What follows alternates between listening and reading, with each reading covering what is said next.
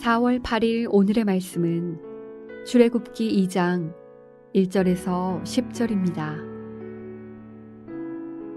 레위 가족 중 한 사람이 가서 레위 여자에게 장가들어 그 여자가 임신하여 아들을 낳으니 그가 잘생긴 것을 보고 석 달 동안 그를 숨겼으나 더 숨길 수 없게 되매 그를 위하여 갈대 상자를 가져다가 역청과 나무 진을 칠하고 아기를 거기 담아 나일 강가 갈대 사이에 두고 그의 누이가 어떻게 되는지를 알려고 멀리 섰더니 바로의 딸이 목욕하러 나일 강으로 내려오고 시녀들은 나일 강가를 거닐 때에 그가 갈대 사이에 상자를 보고 시녀를 보내어 가져다가 열고 그 아기를 보니 아기가 우는지라.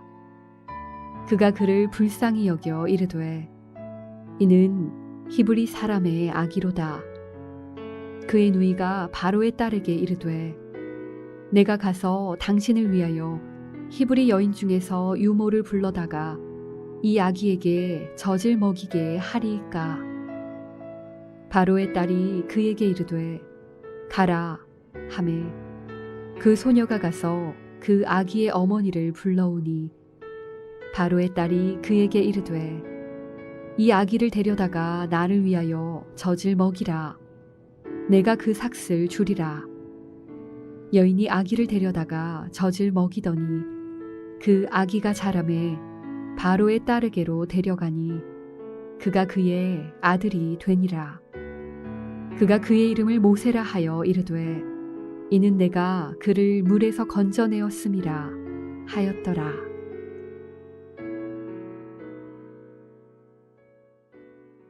말씀으로 여는 목요일입니다. 오늘도 주님과 동행하는 은혜가 가득하기 소망합니다.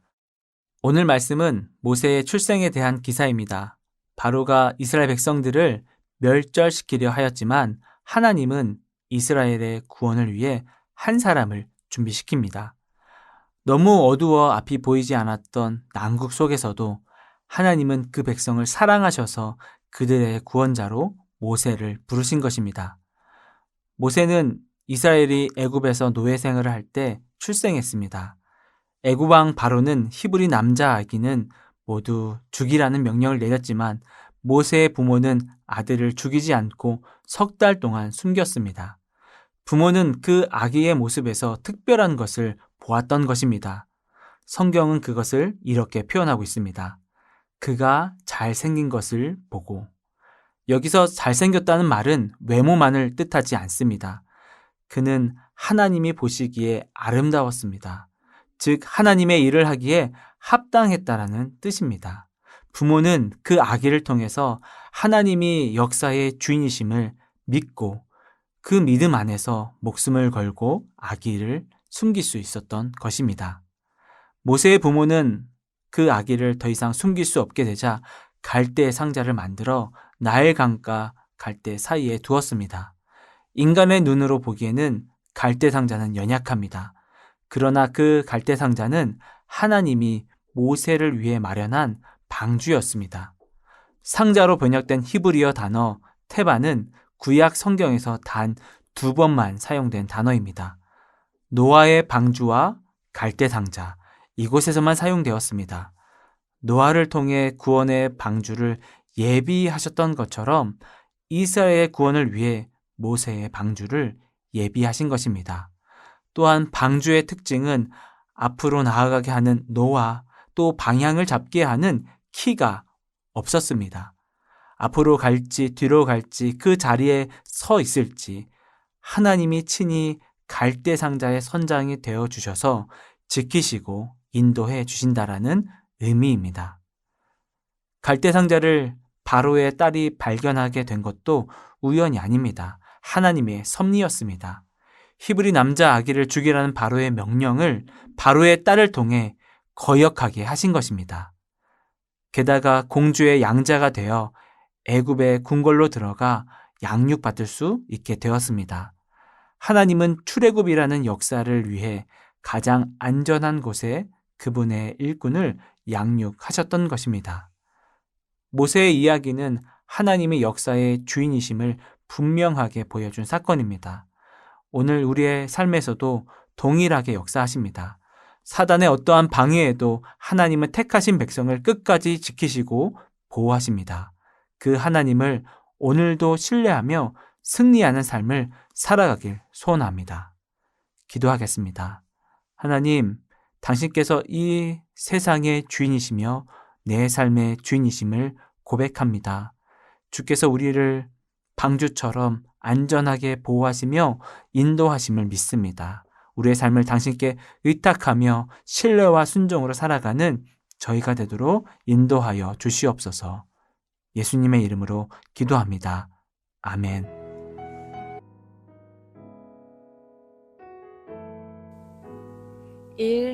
오심 기도. 하루 5번 마음을 다해 드리는 기도. 나는 죽었습니다. 제가 주인이 아니고 예수님이 저의 주인이십니다.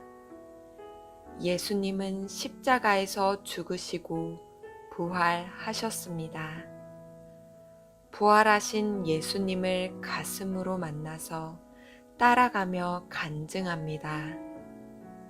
사랑하는 가족과 함께 영광스런 승리를 노래합니다. 나는 죽었습니다. 제가 주인이 아니고 예수님이 저의 주인이십니다. 예수님은 십자가에서 죽으시고 부활하셨습니다.